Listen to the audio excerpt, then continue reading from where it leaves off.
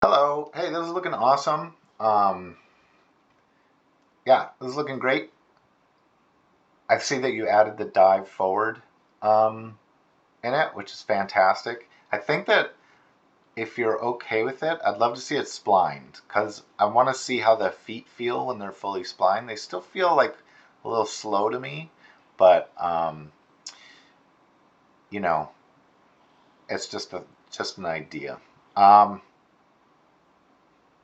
So, one of the things that caught my eye initially on the new part is I love how the chest hits first and then the arm elbow area hits second. That offset is great. I just want to see that offset continue on this frame if I'm looking in this view. This frame, because I don't feel like I want to see them continue to rotate up just a touch on that frame as the body heads down to the turf again. You're going to have to clean up like these penetrations, of course, where we can clearly see like the knee going through the ground plane. Um, so then the other thing I want to look at is the anticipation here of this jump forward. Both feet go on the ground. I think maybe this is a good opportunity. And I know I'm like, look, I know I don't know how close you're sticking to the original source material, and I don't want to pretend like I'm a better animator than the animator that animated this originally, and maybe you're being very faithful to what they were doing. But so I'm just giving you my opinions about it and my thoughts. But when you go into this pose, I'd love to see a dip down of the center of gravity a little bit. Like here, you do have the dip down here, but getting to here, I feel like you can already have, so let's see. I'm just going to look at these control curves here. It goes from like this to this to this,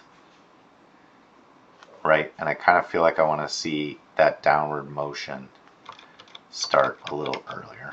That's a small note. But here, yeah, I would start the dip down into this other pose. Because the leap looks great. And you know, it's possible for you, even like on this dip down, let me see what the spacing is looking like here. Oh, that looks good. But maybe even like drag the elbows up here a little bit so that the body and torso are like preceding the arms. It's going to make the arms feel like they have a lot of weight and inertia. And this character is a lot of arms, like a huge part of what fills up the screen is their arms. So I think those should always have kind of like an extra little detail of attention to them. When you go into like this kind of stuff, I would, if you can, try to bring up a foot, like not have these feet be so twinned, because they look like perfectly twinned in the side view. So if there's a way you can just get one of them to be just like slightly different, it's gonna have like a little more interest to the audience, you know, especially if this is your camera view. You know, it's okay to have one of these feet like drag behind a little bit or overshoot the height at which the other foot goes. And also, you know, feel free to play with their rotations. Like you can rotate them out, like the toes out a little bit, just to get them off of looking so much exactly the same from each other. And when you go in to adjust the arms, like the same kind of note applies to the arms, where these two arms are looking posed like almost exactly the same, like they're perfect mirror poses. So anything you can do to kind of like bring an arm down or change up the timing of one of them just a little bit, or maybe the rotation gives them slightly a different feel or whatever than the other one. Try to layer that in. And I think this maybe is a fine, like this is your head orientation here. It's kind of the same. Maybe on this up is when the chin drags down a little bit to show that like the head has a little weight and mass. And then when it gets to the top is when maybe you get back to to kind of this pose. So put a little drag in on the head on this bounce. Yeah, I love the bounce. This little end bounce on the shoulders here is fantastic. So here, I'll give you a gold star. That's amazing. That's nice. That little extra detail, it's fantastic. Yeah, I think